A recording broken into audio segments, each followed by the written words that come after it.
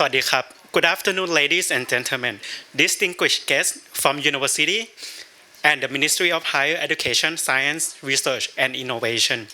My name is Chenan Bunmi, OPAC, Science Program Manager from the British Council, Thailand. I am delighted to welcome you to our first seminar of the series of the Worldwide and World Class series of webinars, How Transnational Education can drive university towards world-class standards. This special seminar is initiated by the British Council, Thailand, in collaboration with the Ministry of Higher Education, Science, Research and Innovation. By the end of today's section, we hope that you will learn more about the latest development and statistics related to transnational at both national and regional levels. You will also gain insights from experts experienced in establishing Thai-UK Transnational Education and discover how TNE can help drive Thai University towards becoming world-class institutions. Last but not least, you will have a unique opportunity for one-on-one discussion about transnational education collaboration and course development with university executives and staff from the United Kingdom. The seminar will be conducted in English and we will also record to share this whole section to wider audiences later on. To start this afternoon proceedings, I would like to take you through a welcoming video from our country director of the British Council, Thailand, Mr. Danny Whitehead. Without any further ado, let's watch all together. Distinguished guests, I'd like to welcome you to the first worldwide and world-class series of seminars, which is organised by the British Council in collaboration with Thailand's Ministry of Higher Education, Science, Research and Innovation. The primary objective of this seminar is to promote transnational education between the UK and Thailand, bringing together Thai universities and UK universities and putting Thai universities at the forefront of international research. This event is unique as it's organised jointly by the British Council with the UK's Department of Business and Trade at the British Embassy in Bangkok. Now, transnational education plays a crucial role in the internationalization of universities, and we hope that you will discover how transnational education can help drive Thai universities towards becoming world-class institutions, providing life-changing educational opportunities for Thai students and putting Thai-UK collaboration together to address and solve global challenges. We want to express our gratitude to the Ministry of Higher Education, Science and Innovation, the UK's Department for Business and Trade, and all participants. Have a great afternoon and enjoy the seminar. In the next section, we will get to know more about transnational education as well as its latest trends. It gives me a pleasure to invite Khun Ulaiwan Samoli, Head of Education from the British Council, Thailand, who will provide us more information and insight about transnational education or TNE. Khun Ulaiwan, over to you ครับ สวัสดีค่ะ and good afternoon ค่ะ everyone. So British Council very delighted to welcome you all to the TNE seminar today. And before we start the panel discussion, I have a very brief presentation to give you ideas on the transnational education in Thailand. So recently, British Council had just completed a report on TNE or transnational education in East Asia, and this is the number of the TNE student enrollments in East Asia. So from this graph, you can see that China, Malaysia, Singapore, and Hong Kong are the leaders in terms of the number of TNE students.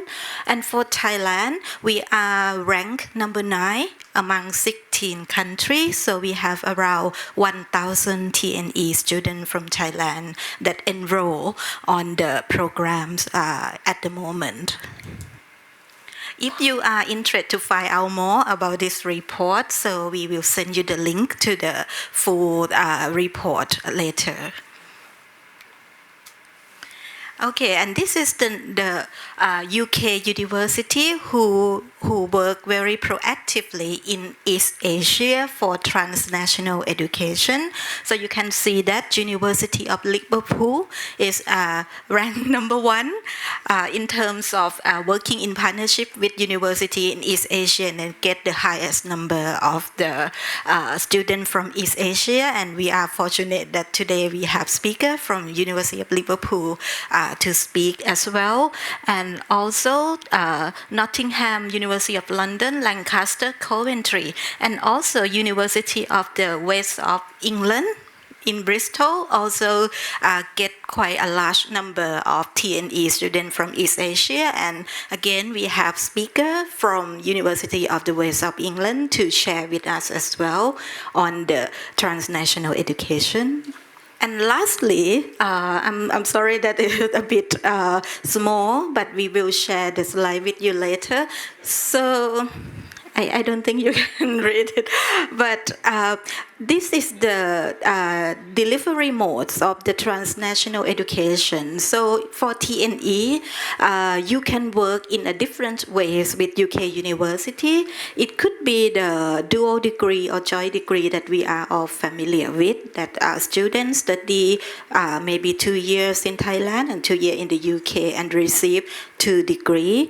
Or it could be the franchise that Thai University deliver the program on behalf of UK University. It could be the branch campus where the university in the UK has the operation in Thailand, maybe in partnership with Thai University as well, or distance learning, also TNE as well. So students study the program online and then get UK qualification without going to the UK. So there are different models of the transnational education, and I think you can explore more in the panel discussion. So thank you very much.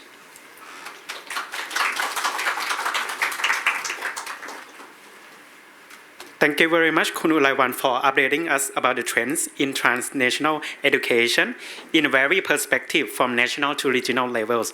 So once again, we will also share this information as well as presentation to you after today's event as well. Now let us listen to how transnational education is developing in Thailand, as well as how it is helping university towards internationalization. In this regard, I am delighted to hand over this section to my colleague who flew in from the UK. Please welcome Steve Woodfield, Head of Government Relations and Stakeholder Engagement from the British Council UK. Steve leads on the British Council engagement with UK international education strategy. He also experienced in an academic research in the university sector and policy consultant. This consultancy is in international higher education and higher education management and policy. The floor is now yours, Steve. Sawadee Kap, Khop Khun Kap and Pak, for your very kind introduction. A very warm welcome to you all this afternoon for this panel session, where we will learn from experts about their experiences of setting up UK-Thai TNE. I'm here today to represent the British Council's work with UK government around TNE. But as Pak said, I also have a long experience working in universities, supporting their international strategies and their strategies for TNE. And I've written a lot of reports on TNE for the UK government and for other organisations. I'm very, very excited to welcome our panel this afternoon, and I will bring them onto the stage one by one. First, I would like to introduce Nitinun Wissawaisuan, the Dean of Poyuyang Farkorn School of Development Studies at Thammasat University. She studied for her PhD at the University of Cambridge, which we all know is one of the world's top universities. She has a lot of experience in international education, including time as Vice Rector for International Affairs at Thammasat. She also served as Dean of Pridip Phar Nomyong International College, and in 2019, she established a double degree TNE program between Thai studies at Thammasat and Southeast Asia Studies at the School of African and Oriental Studies, or SOAS, in London, in the UK. So please, could I welcome her to the stage?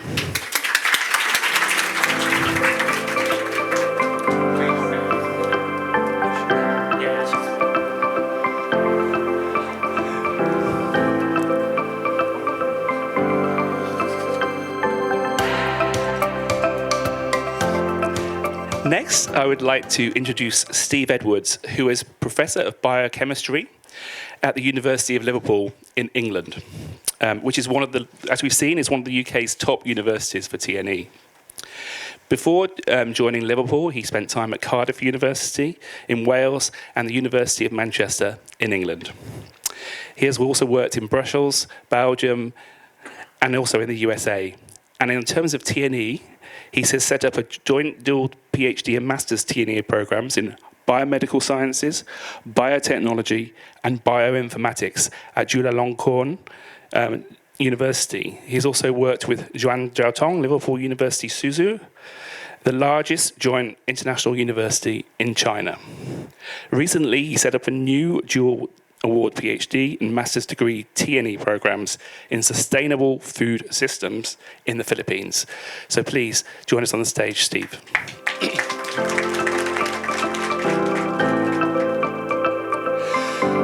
And last but definitely not least, I would like to introduce Professor Ray Priest from the University of West of England in Bristol, or UE for short. He is also a graduate of Bristol University and holds a Masters of Education degree in Educational Management from Brunel University in London.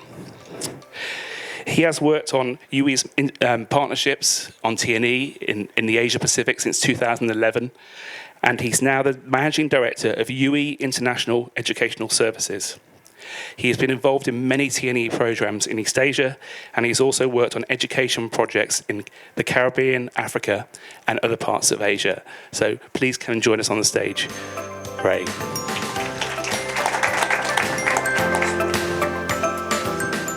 So now that we've introduced sort of our panelists, I want to just outline what we're going to do in this session. Each of our participants will give a 10-minute presentation, and they will run one after each other. And then at the end, we'll make sure that you have 15 minutes to ask questions to us or to provide some comments on your own experiences. So first of all, I would now like to ask Nisanan to provide her presentation. Thanks very much, Steve. And before I start the presentation, may I congratulate to Liverpool for being the first rank of participating in the TNE program. You're the winner. And also welcome you to Thailand. Yes. For Thammasat University, I'd like to share from the experience that I have been engaged with the international education. Actually, before I was Vice Rector for International Affairs, I was Director of the Bachelor of Economics International Program. So if we look back from the history of Thammasat University, yes, this one? Thank you. If you look at the history of Thammasat University, actually the development of the internationalization started since 1969. The Rockefeller Foundation kindly granted the lots of funding, scholarships, and also supports the faculty members to study abroad. And that's the reason why we could establish the master program of economics at Thammasat University in 1969. And it is the first international program at the graduate level at Thammasat. Then from 1969, we began to develop the international studies by incorporating some subjects taught in English. So it was not a pure 100% of the international program, but there were some subjects in the degree curriculums that were taught in English. Although students didn't have any separate entrance. They could learn many subjects in English, and I found that this is a very good foundation, at least to prepare students to finally go abroad or go on exchange programs.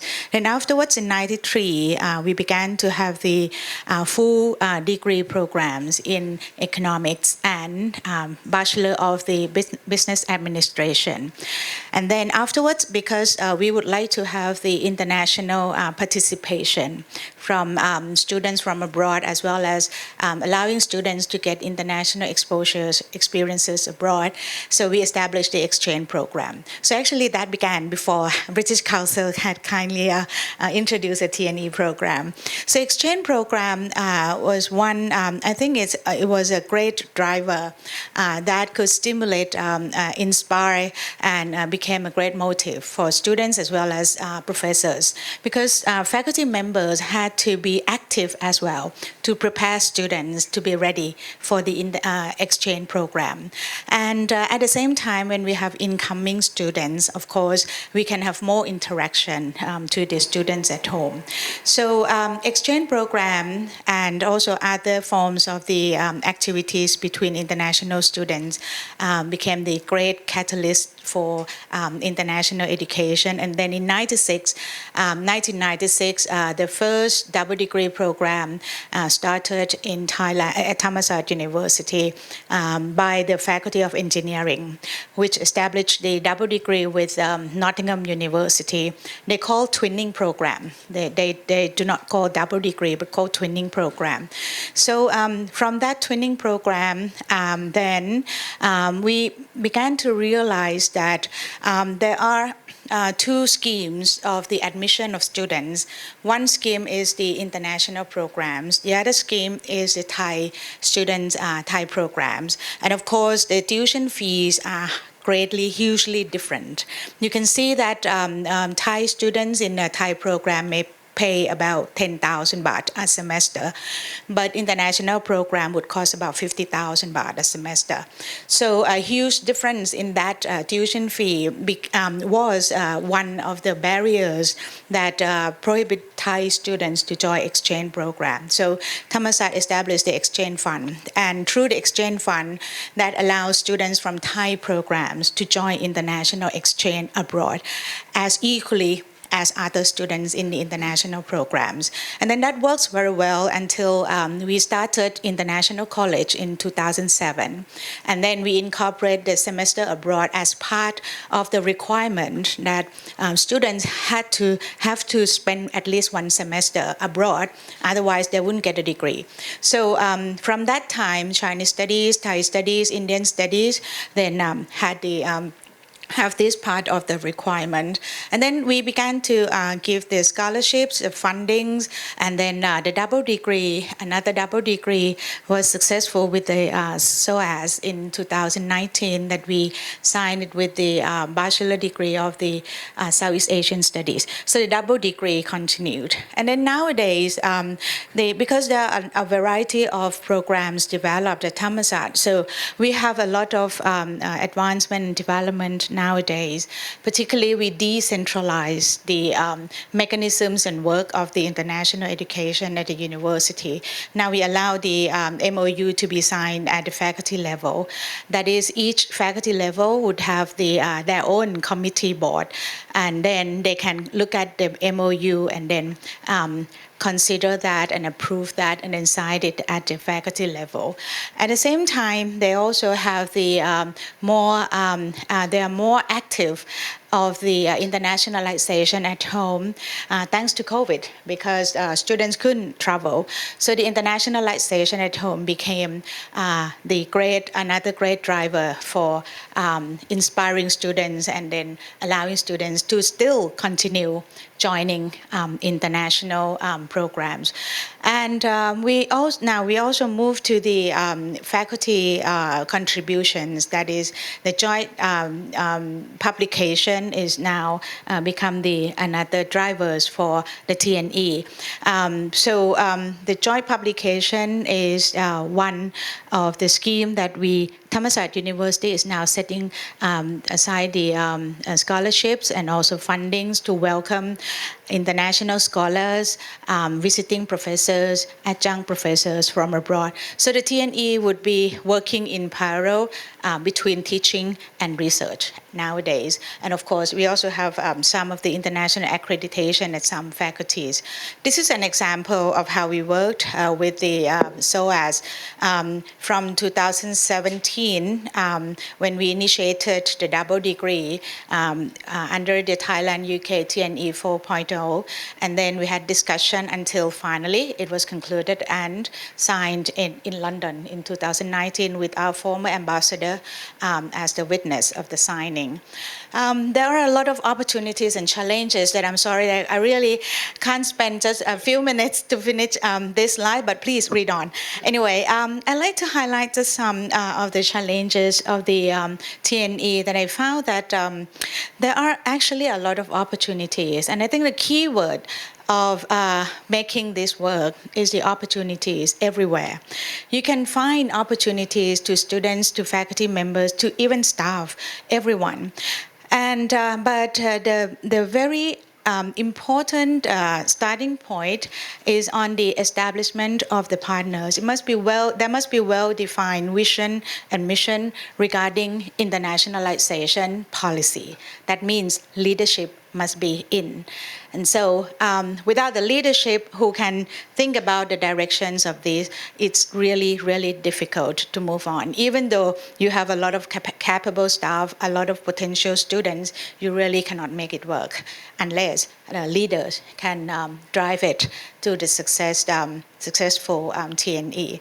And of course, long-term commitment, mutual understanding, mutual interest, mutual benefits are the key that it has to play important roles. And then finally, don't forget existing partners. You had established partnership long time ago. They are always your friends.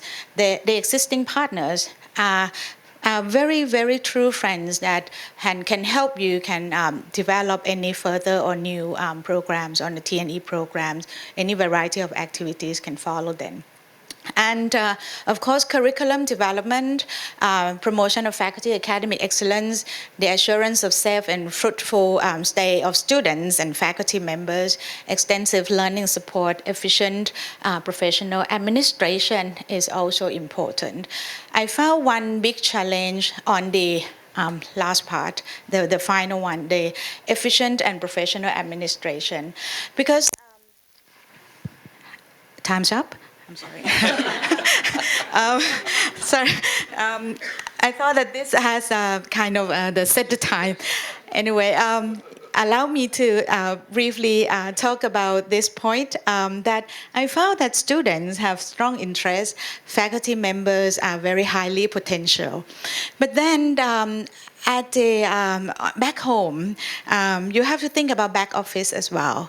That there must be a very strong, very efficient, very professional staff on the administration. So think about the capacity building, human resources development, training, lifelong learning for them, and don't forget to give them opportunities to get exposure to the international education as well.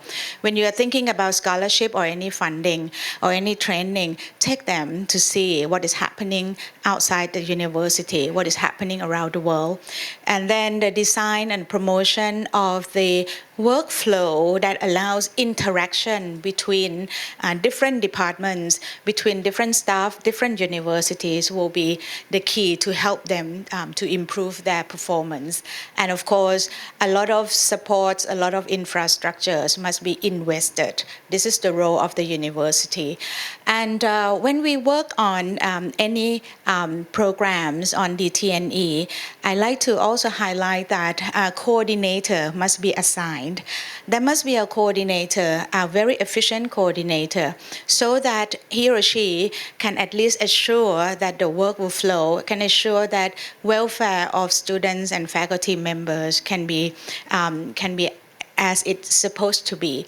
And of course, I have some other points which you may read on that. And also have one comment from many colleagues about fundings or scholarship. Yes, funding scholarships is what could be a problem, but don't think about it as a problem. It is a kind of the engine, some thing that can drive the engines, but don't be hopeless. Think about that, because TNE, British Council, although you have very limited budget, there are some over there, but make use of it in the most efficient way. I think that is very important. And my last point, this one, about how TNE can help universities enhance internationalization. This is really what I have in mind, and I like to encourage all of you to think about this. Because of the short period of time, I like to emphasize the last one in the green box. Effective management of stakeholders through the reshape of mindset towards the realization of the importance and value of being connected with others. This is, for me, at the moment, after 20 years being in the international education, I found that encouraging students, encouraging faculty members could be lots easier. But reshape of the mindset of people to realize how the TNE, how internationalization is important, and bring great values to them. This is really, really important. And of course, a number of persons, don't forget that we are working with people with different ages, with different genders, from different backgrounds. A number of them may feel that they are quite afraid of opening up the door to see or to meet others. So the values of benefits that they can get after being engaged in the TNA is one that you can motivate them, you can inspire them, or you try to let them see that, oh, this is the kind of benefits that can be long-term benefits that they can gain in the future as well. This will make the TNE to become sustainable. And of course, the benefits, of course, will be widespread to everyone who are engaged in. So let me finish this one. Yes, thank you. Thank you very much, Nityanand, for such a comprehensive and informative presentation. Your final green box there about the importance of being connected with others is very much part of the mission of the British Council. So it's music to our ears. There's a lot of information in those slides. I think anyone that looks at the opportunities and challenges and the impact, we can learn a lot. You've probably got quite a few questions in your head at the moment, but please note them down, and we can pick them up in the question and answer session.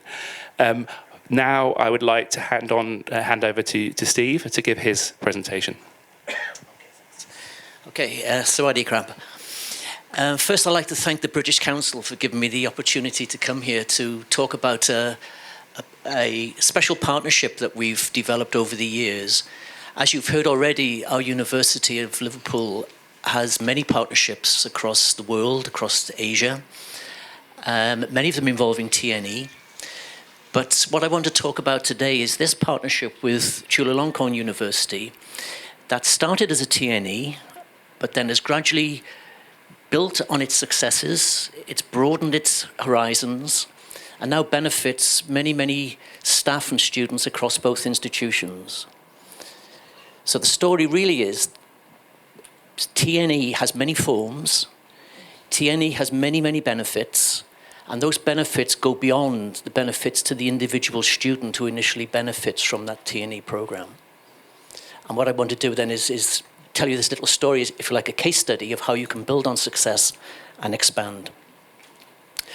So here's a little history of how we started. It started in over 10 years ago now, when we had a conversation after a visit with several staff from Liverpool University, came to Chula with the Faculty of Medicine, and we decided that there was enough joint research interest between us to develop a joint award PhD.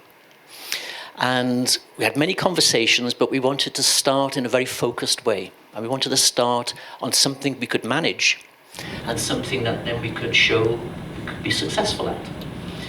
And our agreements are normally for 5 years, but when we renewed next time, because we had great success with this program, we expanded. Chula was very happy to expand, Liverpool was very happy to expand, and we then started a dual award PhD with the Faculty of Science, initially in bioinformatics and biotechnology. And again, there was a T&E award from the British Council to help us set that up.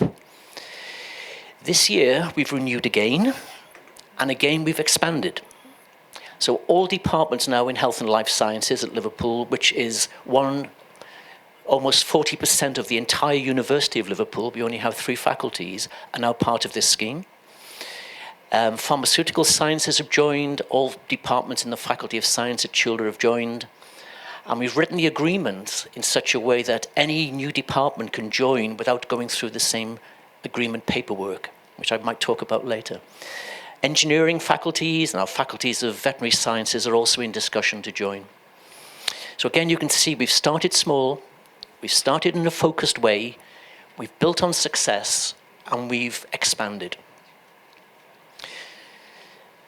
But that's not all.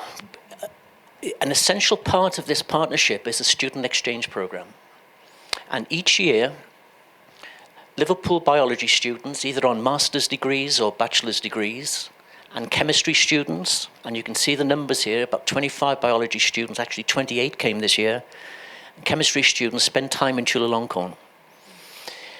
Most of them spend 6 weeks, some spend 9 months, but while they're here, they're working, experiencing life in Chulalongkorn University, shadowing research groups, shadowing master's students, shadowing PhD students, but they're doing that on a module that is credit-based in Liverpool, so it's part of their degree. They take those credits back as part of their degree. Now, you may think that 6 weeks is not an awful long time to have an impact, but 6 weeks experience of this kind is a tremendous benefit to our students, not only in terms of science, but also in part of their employability skills, their global citizen skills, etc. They come back different, they're more confident. They've made friends, they've experienced new cultures.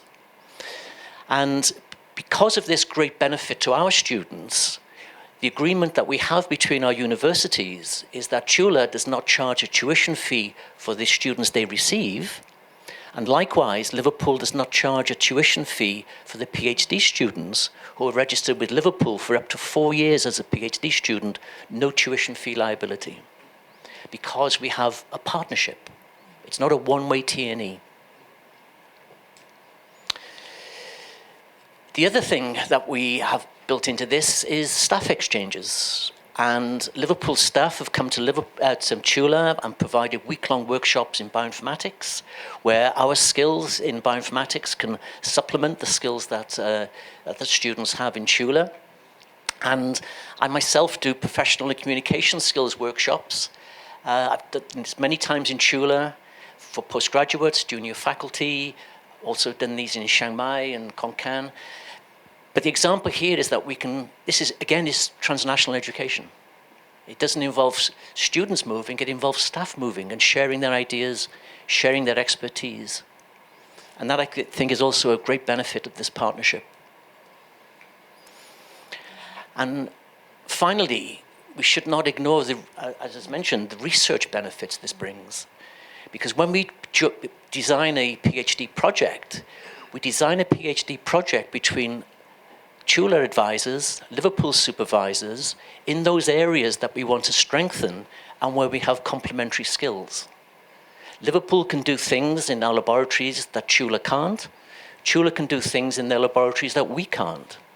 And when we can find that common ground and added benefit, then 1 + 1 = 3. Everyone benefits from it. So the students benefit from that environment, but now we're bringing supervisors talking to each other, scientists making connections, scientists developing their projects beyond when the PhD student finishes and goes back. And this is an example of how this has made a big impact on publication profiles. This graph you see is from the Web of Science, showing the publications in the purple bars that are joint publications between Liverpool University and Chulalongkorn University.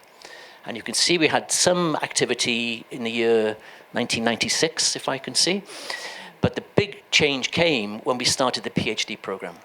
And you can see the publications then have increased dramatically. And the solid line is the citations. And we've now jointly published over 120 papers between us, gathering 4,000 plus citations. So this has made a big difference to our research profiles, and these are continuing.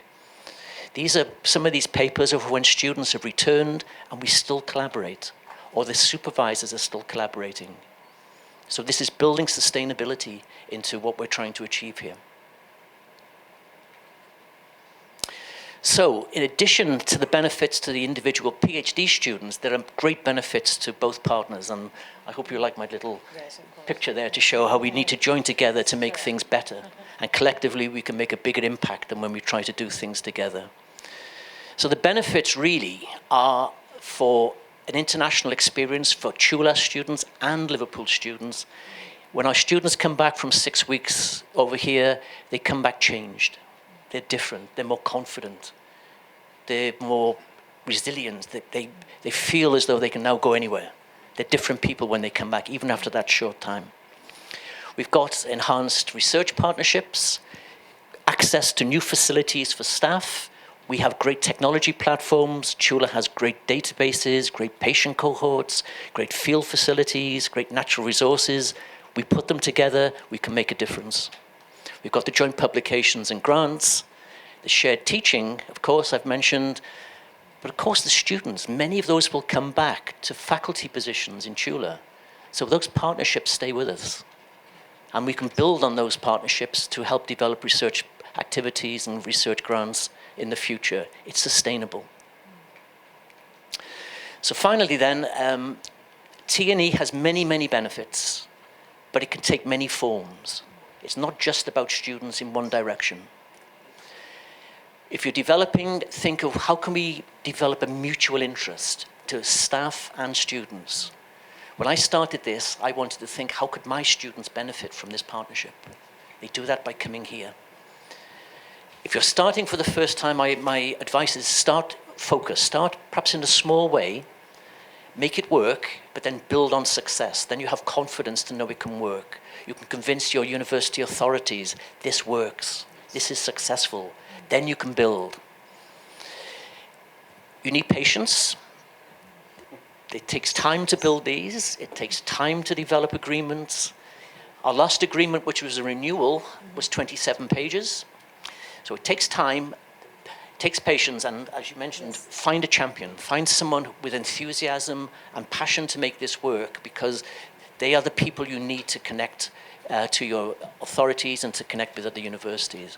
So it takes time, it takes a lot of effort, but the rewards are great.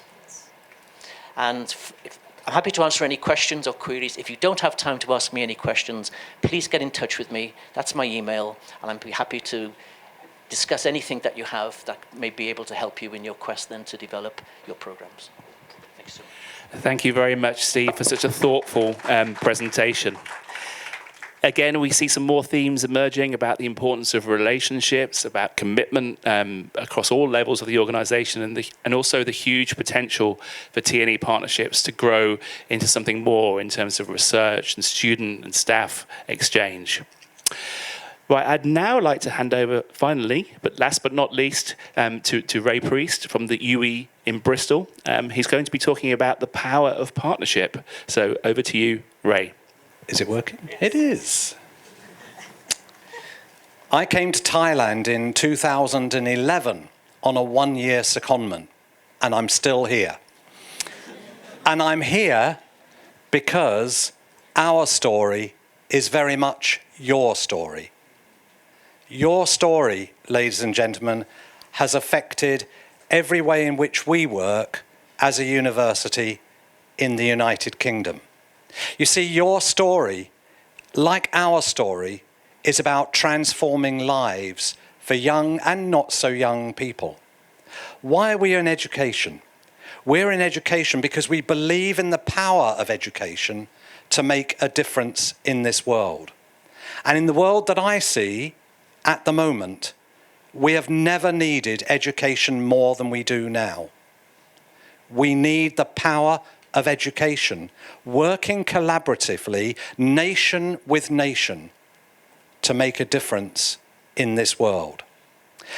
And today, we may be talking about small beginnings, about your story and our story coming together. But I know from my time in Thailand that those small beginnings have made just a tiny bit of difference to many people's lives. Our dual award with Rangsit University has led to generations of young people coming back into Thailand and now having successful careers in their own right. We're currently in discussions with Khon International College, and let's not forget, Thailand is one large nation, a large nation with universities spread across the nation. And Khon International College, with Benoit, who's here today, we look forward to planning our exchange and we hope our placement opportunities. Prince Songkhla University, we enjoy students having the opportunity in future, exchanging between our partners across Asia. We have T&E partnerships in over 30 countries. This is not just about people going to the United Kingdom or coming to Thailand. There's opportunities to go to Nepal, to India, to China, to Sri Lanka, and to the Maldives, where one of our big partners is. So if anybody's interested, you can have a chat with me afterwards about the Maldives. Opportunity to work and make a difference in our senior schools. I'm so delighted to be working with Thammasat Senior School, and we have an education team coming out in December of this year to share together best practice. This isn't about the UK and its practice. This is about the practice both here in Thailand at Thammasat as well as ours, so that we learn together. What can be better than that? What can be stronger in developing that idea of the power of education? So we do face challenges. And I don't know, I've always been a bit of a rebel, I think, because I'm not going to allow bureaucracy to get in the way of what can be done. We must overcome bureaucracy and say, if it is right for our young people and not so young who are studying, then we will find a way through that bureaucracy. I loved the 27-page document. Recently in China, we had to submit 1,612 pages of a document for a joint activity with a university in China. I don't care. If it takes 2,000 pages, 3,000 pages, we can deliver it if it is the right thing to do. So let's remove the obstacles. Let's remove the challenges, because the best thing to do is to sit round, to talk, hopefully eat. And as we do that, we can plan on programs that are mutually beneficial. Let's not put Thai baht or UK pounds in the way of that opportunity happening, because if it is right for education, that's what transnational education should be about.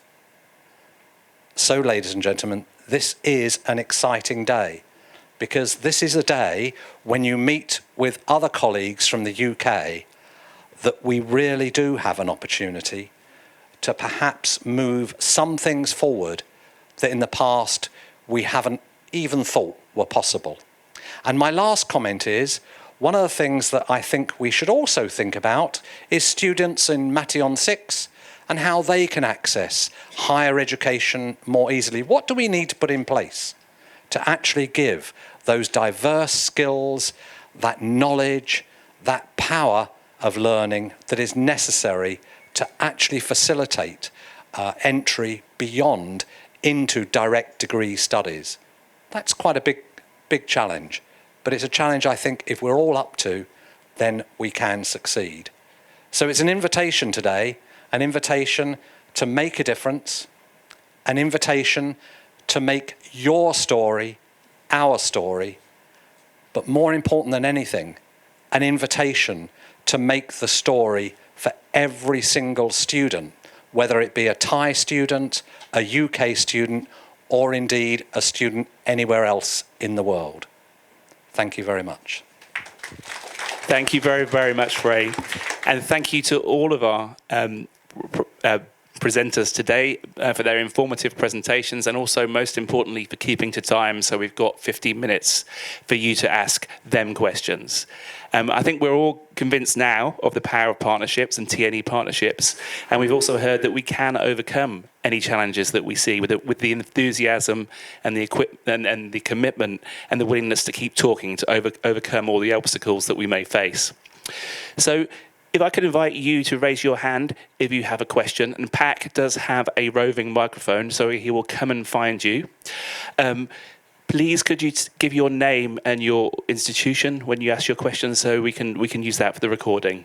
So, who would like to ask the first question? We have a lady over here. Good afternoon, Vipawi Saha from Suratnara University of Technology, Thailand. I have a question I think most of us are kind of wondering here about. I know you said that leadership is very important to support the partnership, but then funding is also equally required. So for first starters, I mean, how do we kickstart the TNE for beginners, I'd say, because identifying the champion and leadership and funding, they're all important. So can you please give us some advice? Thank you. Who would like to have a go at answering that question first? May I share? Sure. Yes, you're right. Funding scholarship equally important as the leadership. But without leadership, how could you lead others to find funding? So I think the very first step is, of course, to open up the door and step out of the comfort zone, finding the partners. And a number of partners can help you to reach out any other sources of the possible fundings. It may not be the fundings as the kind of monetary funding per se, but it could be in kind support in any forms. And nowadays, there are several funding schemes. For example, Erasmus Plus, that at least you need to have partners so that you take hands together and apply for any projects. Then that is the starting point. And second, I think it has to be certain investment from university as well. I found that the scholarship given to students to study PhD abroad is a very effective mechanism, because studying PhD, as you mentioned, is not only to gain degree, but learning PhD or having a further abroad education will have network as well. So when they study with professors abroad, of course, equipment or the knowledge would be more advanced, but at the same time, they can create network. They can have a lot of opportunities to gain other possible sources of fundings and then bring it back home. And the other benefit is that when they have the study abroad, they know people out there, they have network, and they can also have friends from other disciplines. So I think this is a worth investment that the university should think about. It may not be full funding.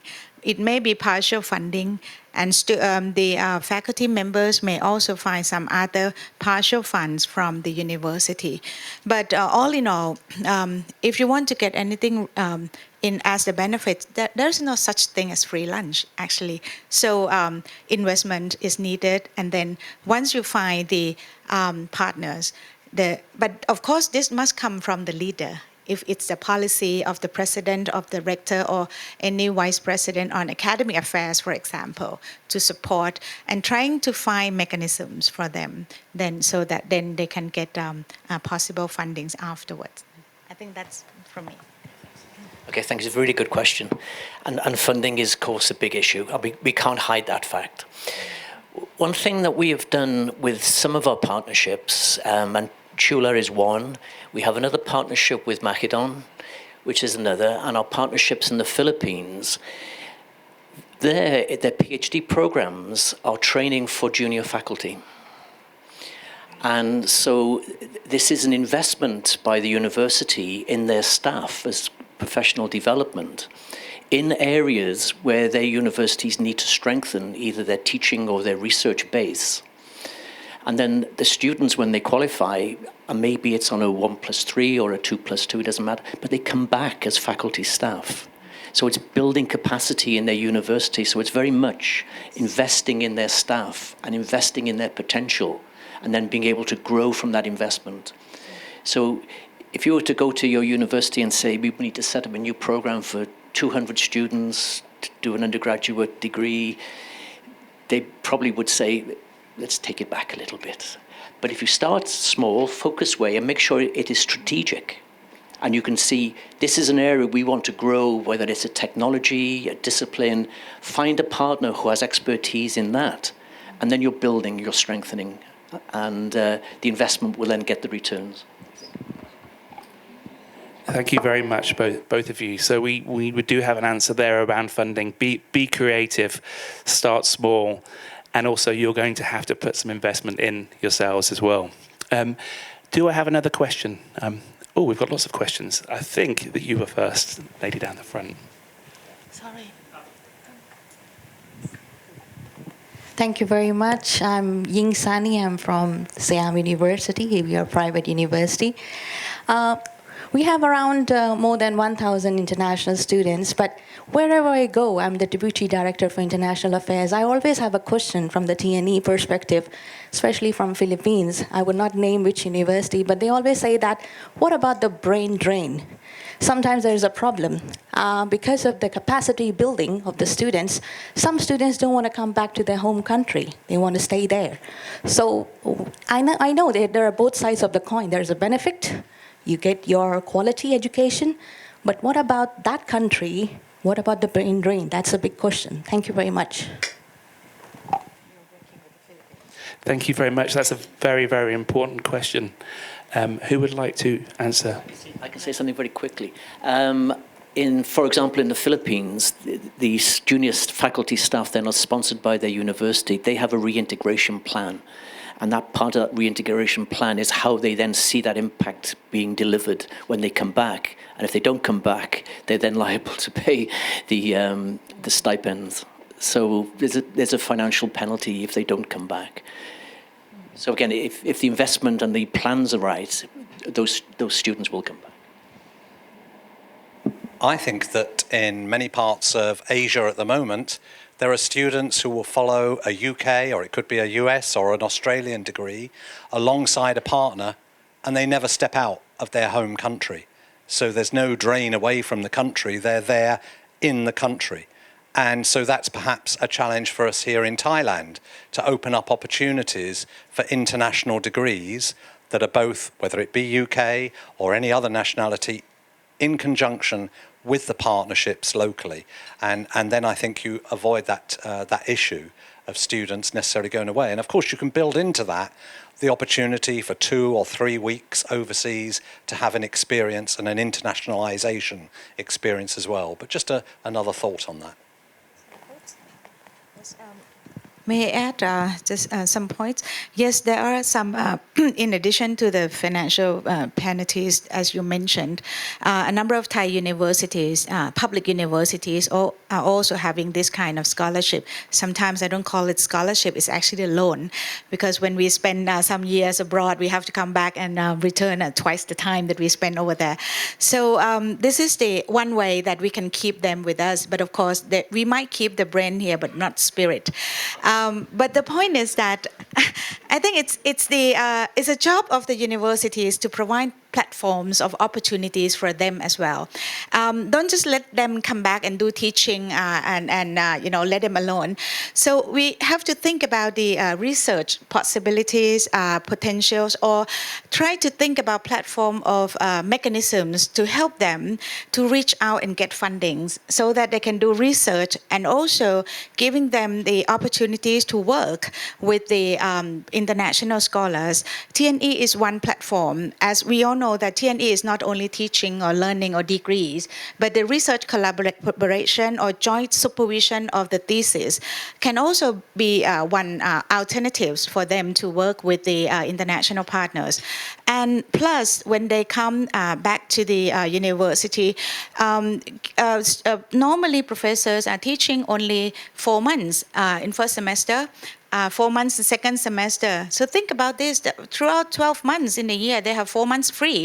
So allow them to do research and think about the mechanisms and reduce the paperwork, so on and so forth, administration.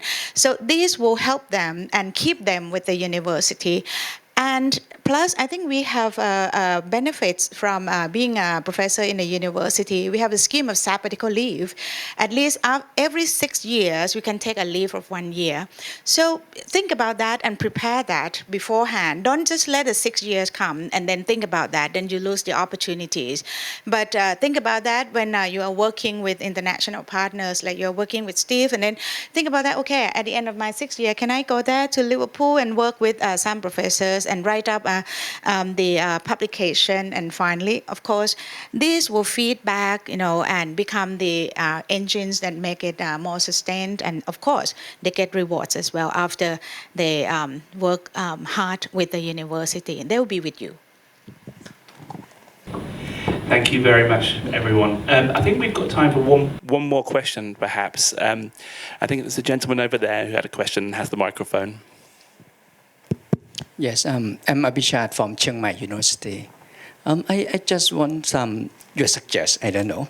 And when we're talking about the international program, if we create the international program and have a good collaboration with like a UK, many students would love to apply for that and go to the UK. But if we're talking about international program in Thailand, I saw that in many you stay in Thailand, we open the international program, master's degree and PhD, but not that many international students that come from like a UK or the US to come here in Thailand. And yes, mainly it's Thai students, and yes, we have some from Laos, from Myanmar, from China. So please suggest about this. Thank you. Thank you very much. So your question is, can TNE programs recruit international students? Who would like to have a go at answering that question? Ray? I'm not going to give an answer, but it's such a huge challenge in terms of that. I think one of the things, thinking about the perspective from a UK student, it's really most useful if it's linked to a specific degree of study that they're taking already. So for instance, within our programs that are international management based, there is a requirement to have 1 year, not a semester, I'm afraid, it's 1 whole year in an international context.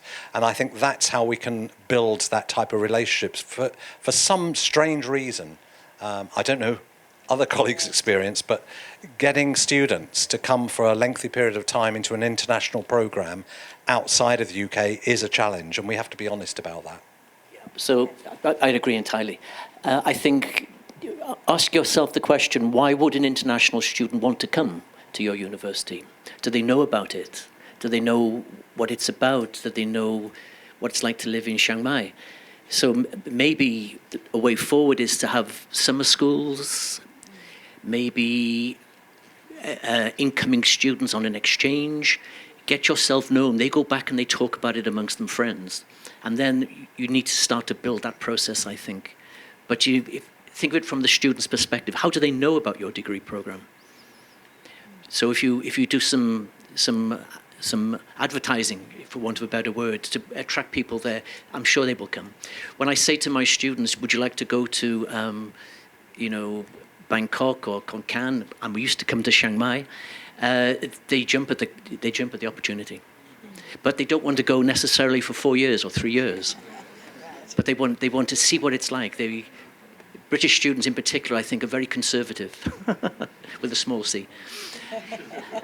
So yes, so open up, I think, and then make yourself known, show your strengths, and then this process can start to build, I think. Yes, Yes, that's the point that I like to emphasize. Don't just think about the degree program. Actually, there are a lot of opportunities, and a lot of students like to come to have cultural exposure. So Chiang Mai has a very strong advantage in that sense. So it's not only degree program, but you might think about short programs, summer school, or even the learning about Thailand cultures, so on and so forth. But in my experience over the past 10 years, that during certain period of time, Thammasat gave a scholarship, so-called Thammasat University Scholarship for ASEAN students. And it was, for me, I think it was successful that just only in 1 year, we could draw 100 students from ASEAN countries, as well as other developing countries, Bangladesh, India, Pakistan, all the, the developing countries. The point is, university has to talk with the faculties.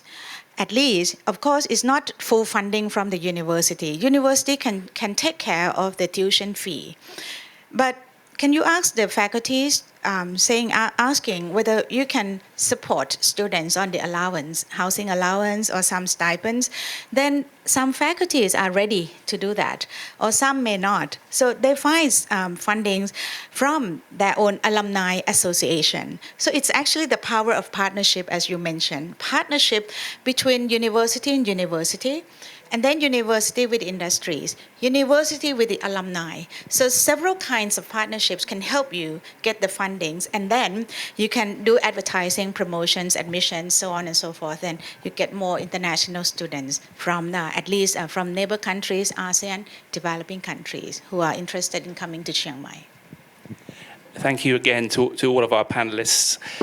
We're at the end of our time now, but if I can keep you for just one moment more, I would like to turn to my three expert panelists, ask them in one sentence, what final piece of take-home advice would you give to a Thai university wanting to set up a T&E program with a UK partner? And I think I'll hand over to you first, Ray. I think I would say, at the end of the day, think about what is right for students. Think about opening up the opportunities for really extending the power of education. And when you think about that, absolutely anything is possible. And more important than that, it doesn't matter whether it's small or whether it's a large program, it will make a difference. My advice would be, I just said to Steve, I wish he'd told us he was going to answer this question beforehand.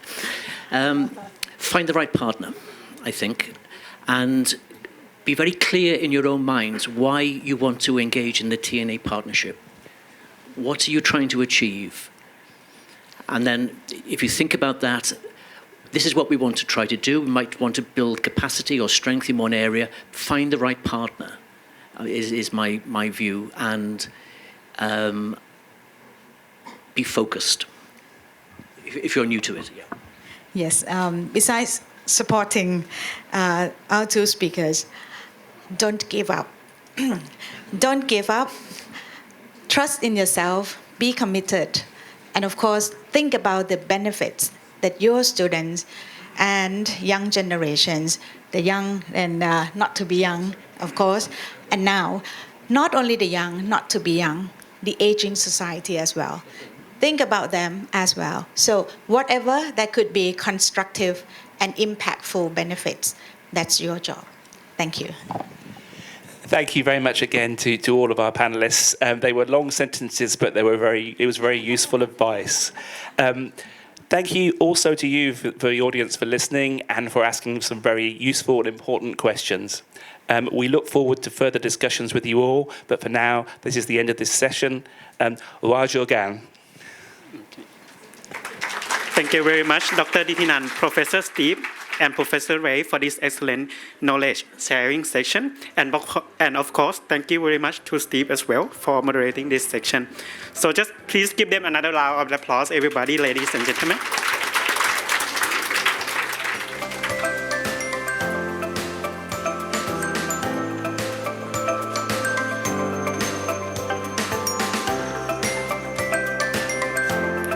All right, in this meantime, I just seeing that many transnational education basically comes from not only student side and also some researchers or teachers as well. Just to give you a shout out that we also have our colleagues, Science and Innovation Advisor here.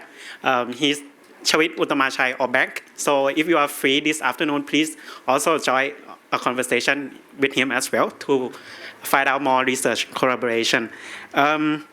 Also, we have to come to the end of section today, and the seminar today will not successfully happen without the kind cooperation from the Thailand Ministry of Higher Education, Science, Research and Innovation. Last but not least, may I invite Mr. Panpermsak Aruni, Head of Agile Team of Strategic Management from Thailand Ministry of Higher Education, Science, Research and Innovation to give a closing speech.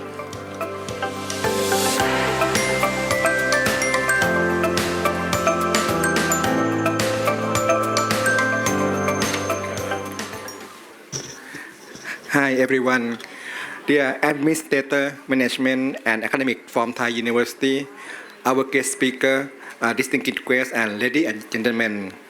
The Ministry of Higher Education, Science, Research and Innovation is delighted to work in partnership with the British Council in organizing the worldwide class series of seminars. Today we have the Thai-UK Education Partnership toward world-class University standard today. The series of seminar will be consist of the discussion, information sharing various topics for Thai academic to learn and reflect their knowledge from Thai-UK University representative, discuss and exchange knowledge and idea with their peer. It's great that we have started the series of the seminar today on the transnational education topic, which I'm sure you agree is a great way for Thai University to work in partnership with UK University today toward world-class university standard, enhancing student outcome and employability.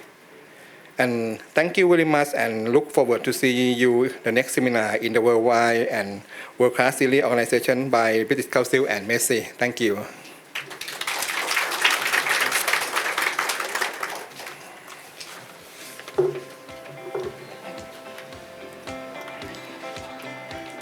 Thank you very much for the speech from Khun Panpermsak. And thank you once again our speakers and all the audiences. For those who have booked for the one-on-one meeting, in which you will have pink sticker on your name badge, please feel free to go to call room 123, which is just right next to our room, to meet up with representatives from UK universities. We hope to welcome you again in the next section of the Worldwide and World-Class series of seminars, Thai-UK Education Partnership Towards World-Class University Standards. Thank you very much and goodbye. สวัสดีครับ